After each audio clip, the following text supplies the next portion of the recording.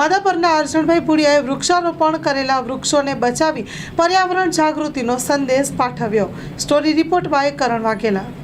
જળ સંચય અને પર્યાવરણ અને ગ્રીન માધાપર બનીની સાથે વર્ષોથી આપણા પટેલ સમાજની અંદર ખાસ કરી અને ભુજ સ્વામિનારાયણ મંદિર 200 વર્ષ ઉત્સવ ઉજવ્યો ત્યારે અમારા મહંત સ્વામી ધર્મેન્દ્ર સ્વામીએ સંકલ્પ કર્યો હતો કે કચ્છની અંદર ઓછામાં ઓછા 1 લાખ વૃક્ષો વવાય। દરેક ગામને જે વૃક્ષો વાવવાની જે મહારાજ મહંત સ્વામીએ જે પ્રેરણા આપી હતી અને બધાને સંકલ્પ કરાવ્યો, એના સંકલ્પના ભાગરૂપે માધાપરની અંદર અમને 2000 ઝાડ વાવવાના હતા। 2000 ઝાડ પૈકી અમારી આ બાજુમાં જ છતેડીવાળી તળાવ છે, ઘનશ્યામ મહારાજે અહીંયા કને સાક્ષાત આ તળાવની અંદર સ્નાન કરી આ પાવન ધરતી છે। આ ધરતીની આજુબાજુમાં જે સરકારી ખરાબાની નદી તળાવનો કિનારો છે એના ઉપર ઝાડ વાવવાનું નક્કી કર્યું માધાપર સ્વામિનારાયણ મંદિરના જુવાન મિત્રો હરિભક્તો સાથે મળીને।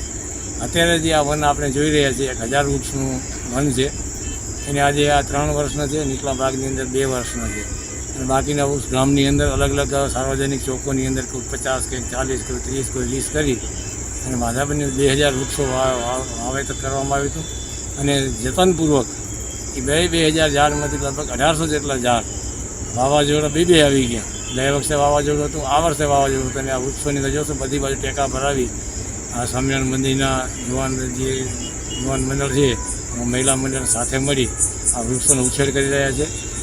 અમારા માટે ગૌરવની વાત છે કે અમારી આ પ્રસાદીની જગ્યા ઉપર પહેલાં જૂની જગ્યા જે છે મૂળ છતેડીની એની અંદર પણ લગભગ 600-700 ઝાડ છે, એ આજે છેલ્લા લગભગ 15-20 વર્ષના છે।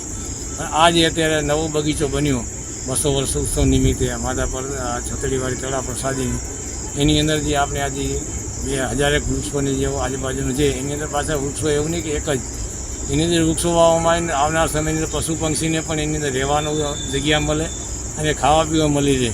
વાર્ષિક સિઝન પ્રમાણે એની અંદર જે ફ્રૂટો છે, આંબલી છે, ખાટી આંબલી છે, જાંબુ છે, અનેક પ્રકારના વૃક્ષો છે, 15-20 આ વૃક્ષો પૈકીના। તો એ વૃક્ષોની અંદર નાના સૂના ફળો થાય અને આવનાર સમયની અંદર આ વનની અંદર પશુ પક્ષીને પણ કોઈને કોઈ એના પેટ ભરવા માટેનું મળી રહે એવી પ્રેરણા અમારા ધર્મેન્દ્ર સ્વામીની હતી અને જે અત્યારે અમે ચરિતાર્થ થઈ એની અંદર માધાપરના હરિભક્તો દાતાઓના સહયોગથી રૂપિયા લગભગ 20 લાખ રૂપિયા જેવો 20 થી 22 લાખ ખર્ચ કરી આ જમીનને સમથળ કર્યું। જમીનની અંદર ડ્રીપ ઇરિગેશન આખી પાઇપિંગ કરી અને આ વૃક્ષોનો ઉછેર થઈ રહ્યો છે। આજે આ વૃક્ષો ગયા વખતે પણ વાવાઝોડામાં જે પડી ગયા તેને ઊભા કરી પાછા આ વર્ષે ન પડે એના માટે આગોતરી જે ટેકા ભરાવીને રાખેલા હતા, એના કારણે આ વખતે બહુ ઓછું નુકસાન થયું।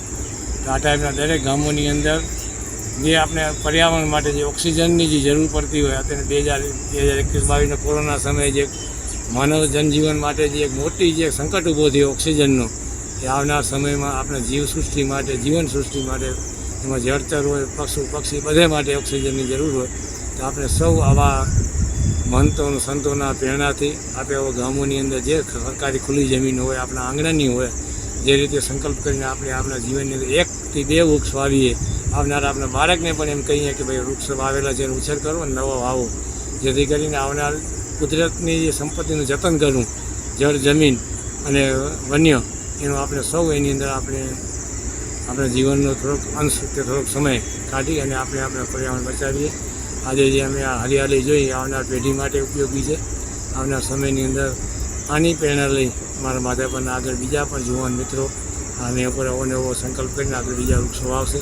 એ આપના માધ્યમ સૌને વિનંતી કરું, આપ સૌ હરિભક્તોને અમારા મહંત સ્વામીના અને સૌ સંતોના ચરણોમાં જય સ્વામિનારાયણ સાથે સર્વ હરિભક્તોને જય સ્વામિનારાયણ।